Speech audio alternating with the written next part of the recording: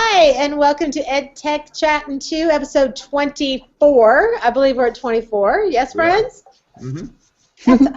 We're like 24 episodes. We've been doing this a long time, haven't we? Yeah. And still doing it. Yay! I've learned so much from our little chats. I have too, but I'm Diane Smokorowski, and I'm from Andover, Kansas, and always with us on the call are my other great friends, starting with our friends in Texas. Say hi to Karen. Hello. And Joe. Hello. And in Pennsylvania today joining us is Mike. Hi, everyone. And today we're talking about the dream wish of what would we get for schools if there were no budget. Am I right to say that? Yeah. Yeah. If you had an unlimited budget, what would your priorities be? What would you do in your school? This is exciting because if there's no budget, we're going to go all out. Yeah. But the interesting thing is when questions like this come up, it takes that brainstorming stage to say, well, we could get these items, and I could probably get those without spending any money. It's just a matter of thinking differently. So I think a brainstorming like this is not only fun, but it can really open doors to possibilities with kids.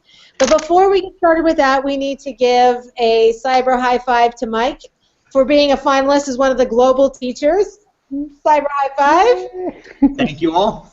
And he gets another high five for being a Microsoft Innovative Educator. Bam, buddy. Nice. Thank you, Dan. Happening in this world these days. It's good stuff. So, Michael, why don't you tell them about the Global Teacher Competition? The Global Teacher Prize was started by the Varkey Gems Foundation, along with a couple other foundations this year. There's no Nobel Prize for teaching, and so they wanted to create something that was the equivalent for teachers to kind of raise the profile of the profession around the world. So it's a global competition. There were, I guess, thousands of people that applied from all over the world, and I was named as one of the top 50 finalists this morning. So that's exciting. Yeah. It's very exciting. And then what's the next step? In February, they're going to announce the top 10 finalists. Those top 10 finalists will go to Dubai in March. I believe the official announcement, the award winner, will be announced in Dubai on March 15th or 16th, and it's a $1 million prize. So that's not anything to shake a stick at. No. It's certainly exciting. There are amazing other teachers in that top 50. So we'll see what happens, and I'm just honored to be among them. And it's also a testament to the incredible people that I'm around. Whether it's you guys that I podcast with, or my network online, or the people I teach with in my school. I'm blessed more than most, I think, to be surrounded by some incredible people, and that makes all the difference in the world. And a couple other ed tech leaders are in that top 50. Lisa Parisi, is that how we say her last name? Yeah, from Long Island. She recently jumped on board with the distance teaching project that we're doing with teachers from all over the world, where kids are teaching each other as a social good to kind of fill in the gaps of learning that happen because schools don't have enough money or are isolated culturally. That project is trying to bridge those gaps. So she's going to be providing a reading piece with her kids in Long Island. So I know her through that. And also, your buddy Jeff is one of the top 50. Yep, the 2013 National Teacher of the Year, Jeff Charbonneau. And the other one that I recognized was Nancy Atwell. She's from Maine, and she's the one who invented the Reading Zone. There was a series of books that a lot of us in the middle school language arts range follow. So, yeah, there's some good people to network in that team. Yeah, I'm looking forward to connecting with them. And I see that the Global Teacher Prize Twitter feed already started putting together a list of all the Twitter accounts for all the top 50 winners. So that list in itself is just going to be something that's pretty amazing to be a part of and to follow. Most definitely, most definitely. So with your $1 million budget that might happen at some point, all right, so what are some things that you think you need, Mike, or that you would consider? So, well, let me give you the thing that I found this morning that I now need, and then I'll talk a little more broadly. My art teacher just brought to my attention this morning, we do a lot of videotaping for different reasons, whether it's videotaping teachers to present topics so that kids can go back and learn them, or children teaching other children. I'm a big part of that also. So there is a thing, it's called a swivel. but it's not spelled like the way you normally spell swivel. But you just sit your iPad in there, and you have a little sensor that you carry with you, and as you move around the room, it automatically moves so that the iPad is facing you, so that you can you can videotape yourself or your students as they're moving around the room. So that's about $400, and now that I know about it, I need that. but I would start. If all of a sudden I had an unlimited tech budget that I could spend on my school, I think the temptation would be to go out and buy stuff. Let's go one-to-one with iPads, or let's, I don't think that I would go that direction. I think what I would do first is spend a year providing massive professional learning for my teachers. Making sure they know all the different possibilities that are out there, and connecting them with some people who are doing amazing things, and opening their eyes to possibilities. Because I think about my own technology and the devices that I use to learn, and they're very personal.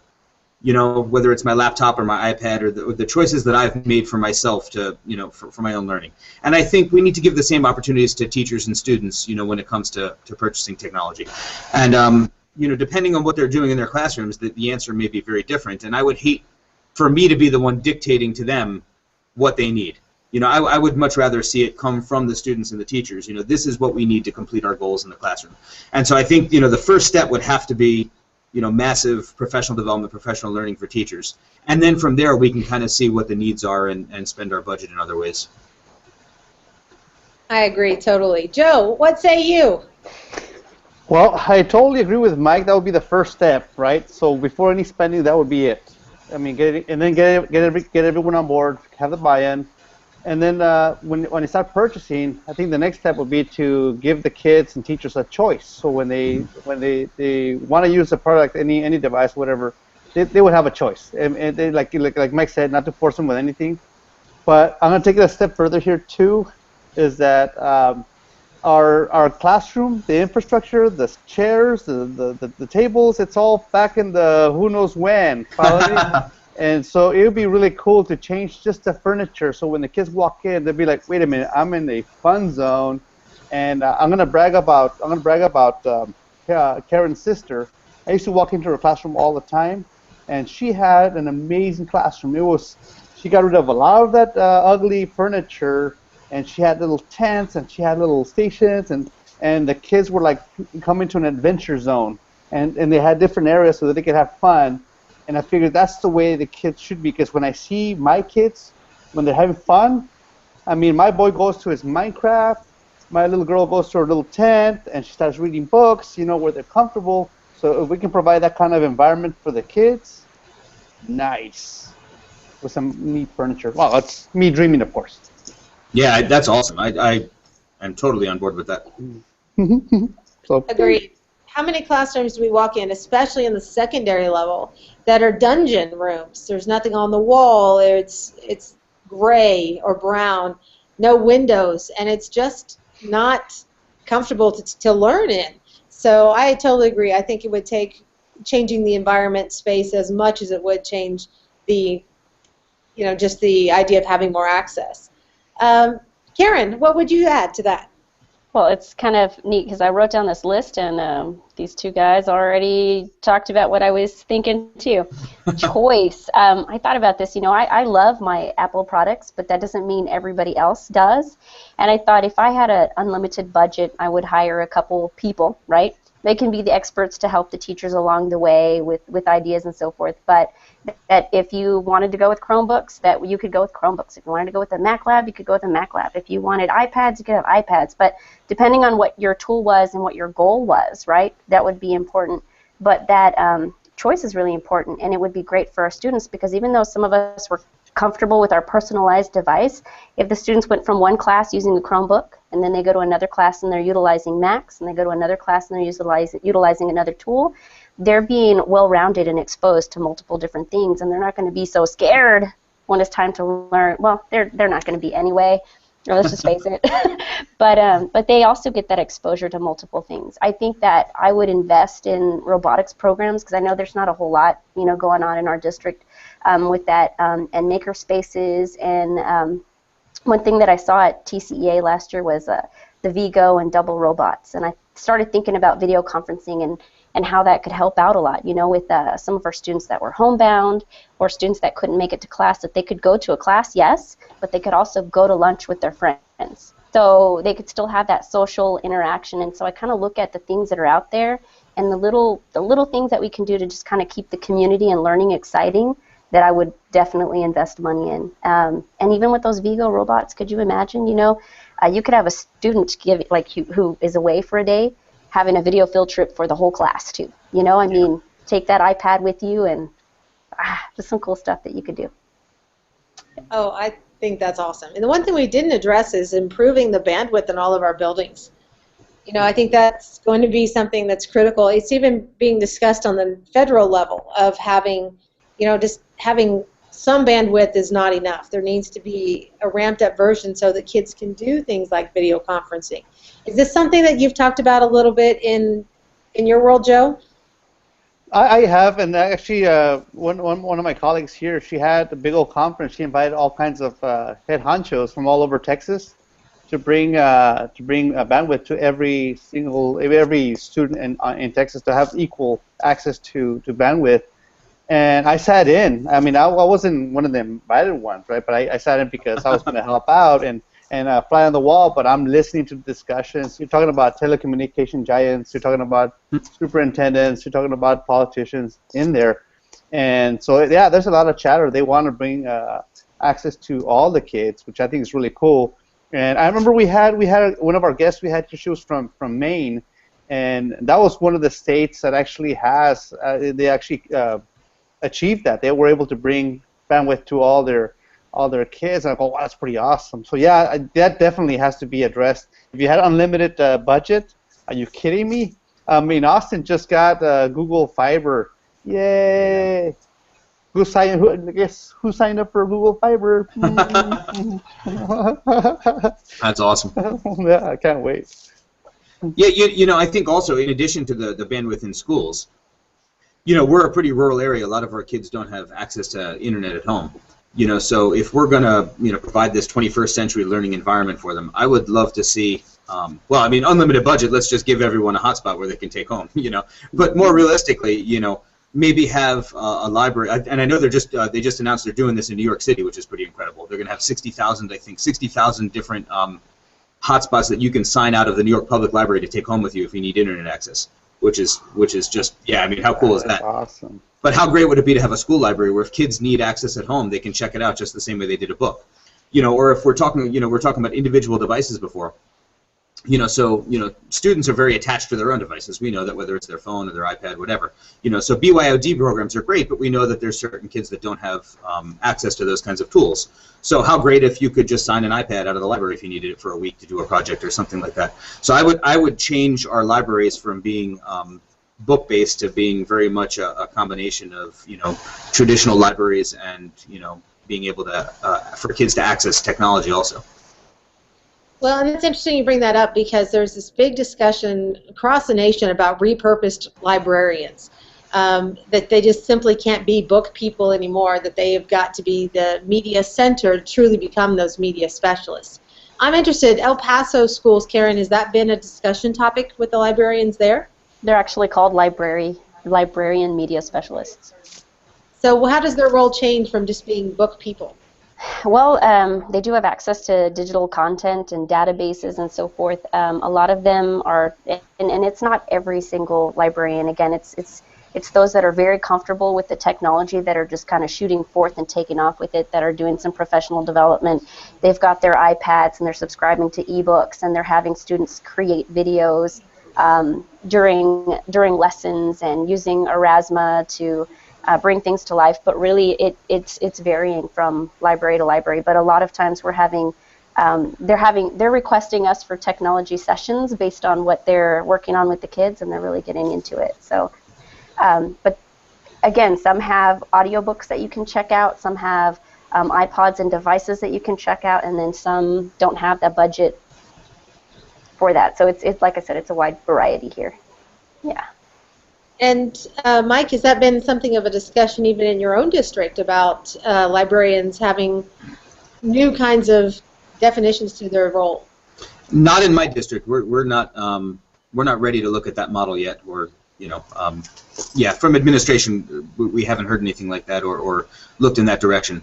But I am blessed to be connected with some librarians who are doing pretty amazing things that are really on the forefront of making that switch from a traditional library to a media specialist, or someone who is proficient at helping kids navigate this new world of learning. I mean that's always been the role of librarians, is to help people find the research that they need and find the resources that they need. And now that resources are becoming more and more digital, I think that's a natural transition for librarians. How about over in your part of Kansas? It's something that has become a very hot topic.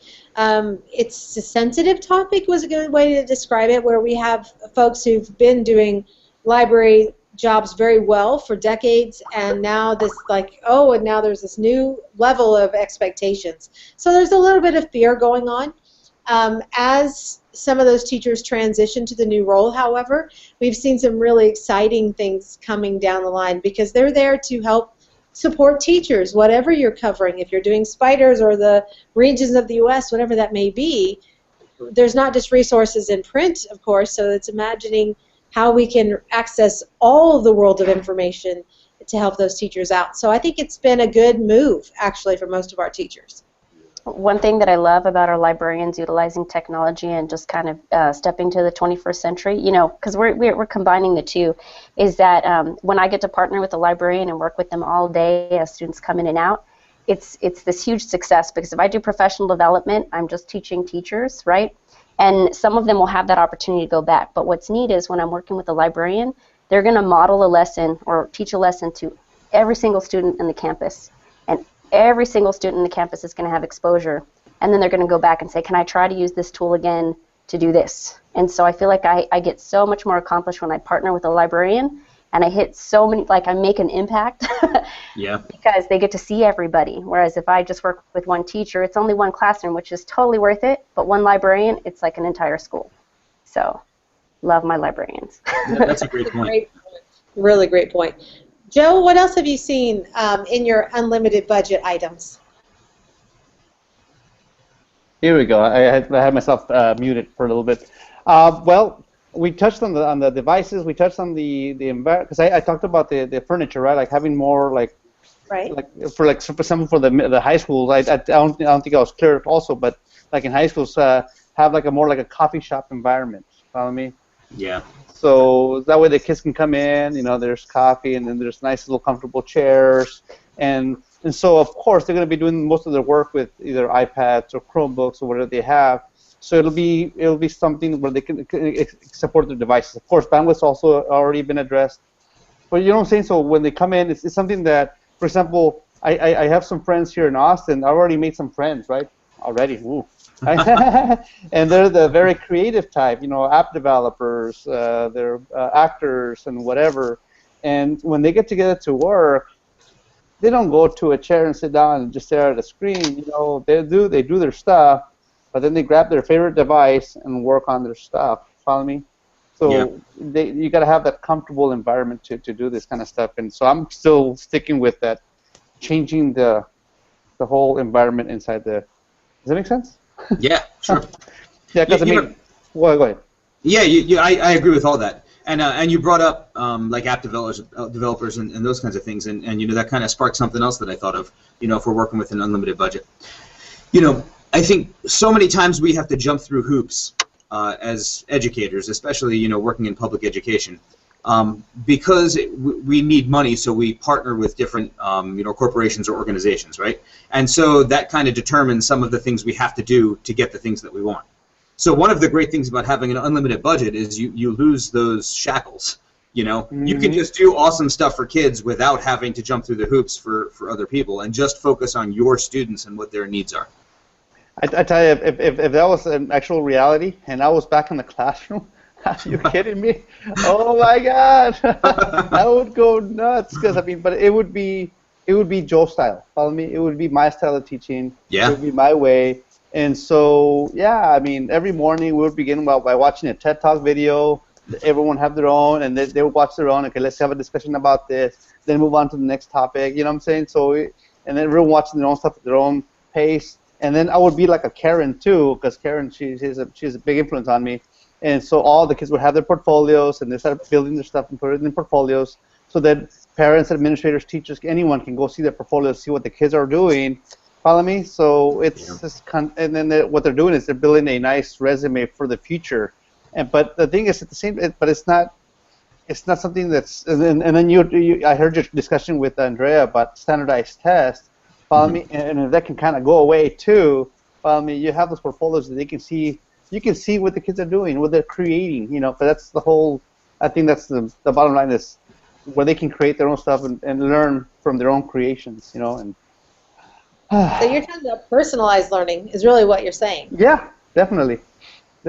And so, and I wouldn't, like, for example, like I would have my own way of presenting to kids or dealing with kids. Every individual student is going to have their own way of learning. So I would have give them that freedom to, like, hey, you prefer the Chromebook, like Karen was saying, you prefer the iPad, you prefer the whatever. By all means, as long as you can do your project, you can create what you need to create. And so, yeah. It'd be nice. If it includes robots, if it includes apps, if it includes designing this, designing that, interior design, but if we use math and science to do all this kind of stuff, sweet. That would be an incredible school, friends, most definitely. It kind of reminds me of the high-tech high stuff, if you've seen any of that. That seems to be kind of their focus is along that same environment. Karen, is there anything else you would add to your list? Did I say maker spaces already?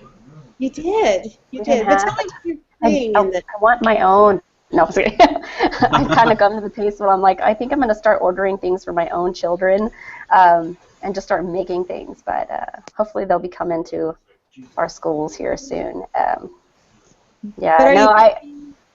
you thinking like this tools? Or are you thinking like an art studio? Describe what your makerspace would look like. Well, okay, so I've kind of read about them, but I've never had my own makerspace. I've seen in some of our libraries, right, they'll have some, creative makerspaces there.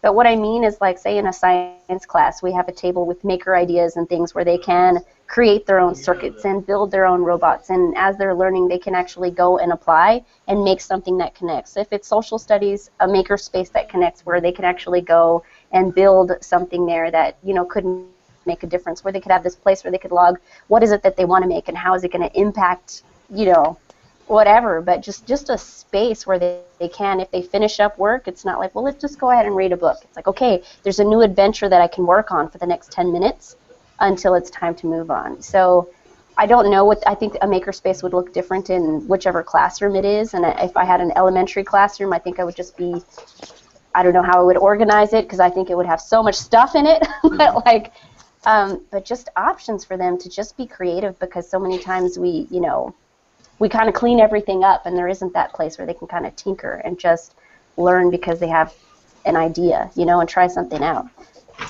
So I think part of Karen's unlimited budget is going to be buying a separate little building next door where she can keep her giant mess of makerspace out there. How cool would that be? Just a place where kids can go and just have everything they want to just build whatever. That would be great. Lunch, after school, before school, no. I heard you talking, and it got me excited about in major cities they have makerspace areas. Follow me, and so you can go and you pay so much a month. It's kind of expensive, but I think if you're really into creating stuff, it could be like $50 a month or $300 a month, but you have access to these spaces where you can go in. They have tools. They have all the materials you need. So if you have an idea, you come in and you put it together.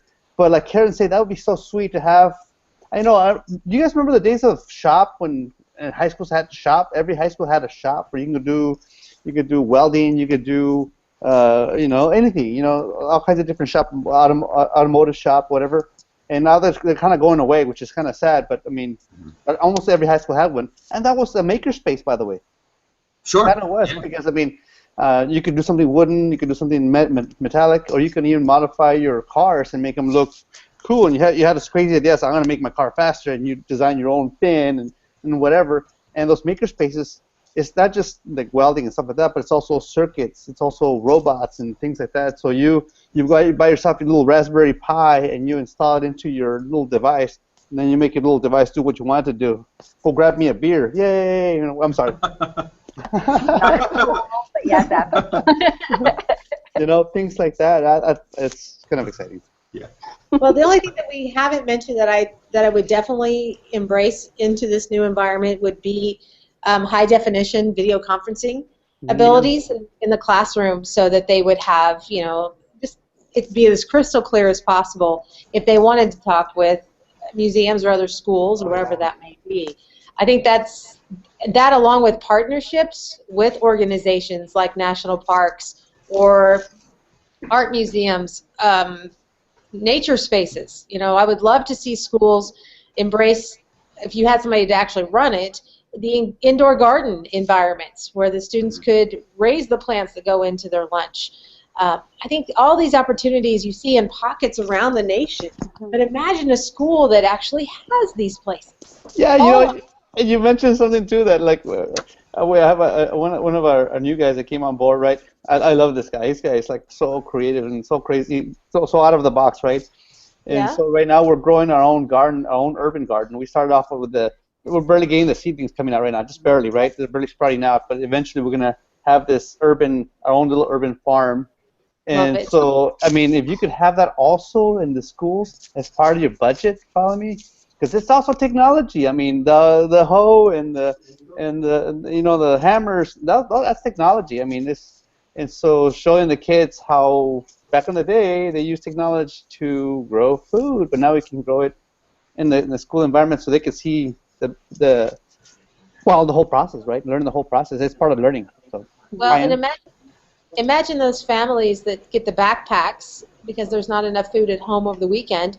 What if the students were growing the food so, you know, it was not processed, it was good food for the family? Good food. Yeah. And that's a game changer right there, you know? Mm-hmm. Absolutely. So, Mike, we have time for one last little item on your list. Oh, I would think we hit everything that I would look at. I mean, you know, I agree with you. One of the things that I thought of that I hadn't mentioned yet was going to be high-definition webcams to go along with that increased bandwidth. But yeah, I think we've got my school pretty well planned out. We should just do it, friends. We should just do it. Yeah. But, you know, here's the hope it's very attainable in the fact that I see more and more schools embracing these different ideas so that we're transforming education. If schools are given the green light to do so, I think teachers are very creative. They are resourceful, and a lot of these places, especially like the urban gardens, come with tremendous grants are out there to jump on if you're interested in investigating. So yeah, and here's why I think this discussion is so important. You know, even though it's unrealistic because we don't have unlimited budgets, this allows us to prioritize what's important. You know, and once you as a school identify what the things are that are most important to you, if you had that unlimited budget, then you go get them. You know, then you go find where the resources are to go get them for your school. But the conversation of what your priorities are has to come first. Agreed. And it takes a dream in order to make great things happen. So I say it's okay to dream. No doubt. Okay, friends, it is time for our roundtable of What's for Lunch. Joe, you're up first. Well, I'm going to go home and make myself some pork chops and veggies, but I'm also going to have a little bit of rum cake for dessert. So, You may get the grade this week. Okay, Karen, what do you have it? Being boring. I'm going to have my pack of tuna and some persimmons that I found at Sam's. Yay! I love my persimmons. Excellent. Mike? I just finished lunch, and I had a salad and a cup of yogurt. Okay, so, Joe, you win. You get the this week. And now, Diane, no. Yeah, go ahead. I'm having Subway. Now, before we go, I just want to remind our viewers out there, the Global Kidwish Project registration ends today, so they have to sign up by the end of the day today. The form will not be available tomorrow. We have over 50 different classrooms signed up. Over the next couple of days, we're going to be pairing those classrooms, and if you've signed up, you can expect an email from us by Monday at the very latest, so 1 week from today. You know, and then those classrooms will connect and send their children's wishes for a better 2015 and what they're going to do, and start connecting via Skype, and there should be some really magical things happening. So. And it's kidwish2015.weebly.com, correct? Kidwish15.weebly.com. Kidwish15. Okay. Perfect.